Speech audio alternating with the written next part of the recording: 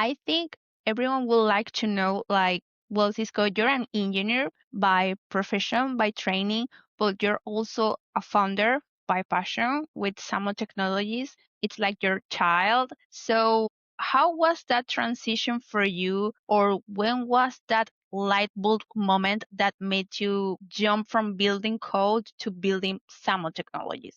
That's a really good question. So I always been on the technology side of things since the beginning of my career.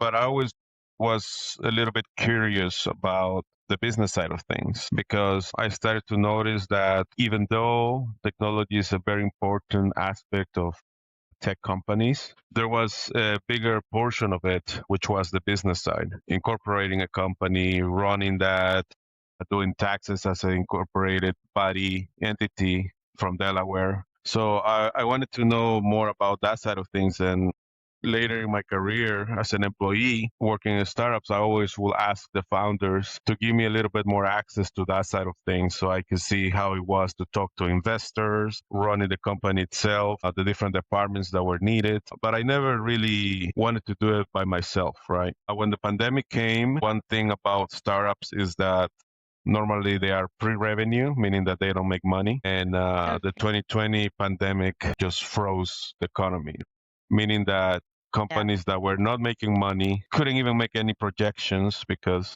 people were not spending money, so all the numbers were skewed. And that led to a bunch of layoffs, especially for early stage companies. Many of them just disappear. And I Right. saw that as an opportunity with some friends to start a consulting firm for technology. And that's how I got kind of like forced to swim in a way into learning more about the business side, which is an experience that I think is great. And I love that it happened the way it happened. That's amazing. You're currently based in Silicon Beach, right? In Santa Monica. So, how does the energy or the culture of LA influence the way you approach this kind of technology development? What's the difference between the traditional model with this model for you based in LA? Right. Well, I think, believe it or not, what I think is healthy about Los Angeles tech culture is that it's not the only industry in town, right? So when I used to go to San Francisco, in the Silicon Valley area, the tech hub of the United States, the bars were boring, at least for me coming from Los Angeles, right? And it felt like it was a town for engineers by engineers, which is not bad, but it's just not my vibe. Now, when you come to Los Angeles, right, there's a different vibe because there's different industries. You have Hollywood, you have banking, you have every single other industry in town.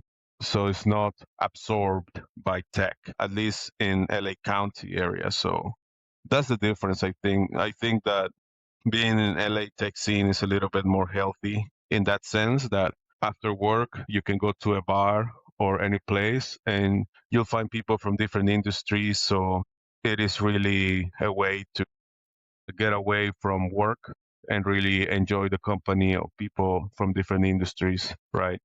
And I mean, I like the tech scene in Los Angeles in that regard.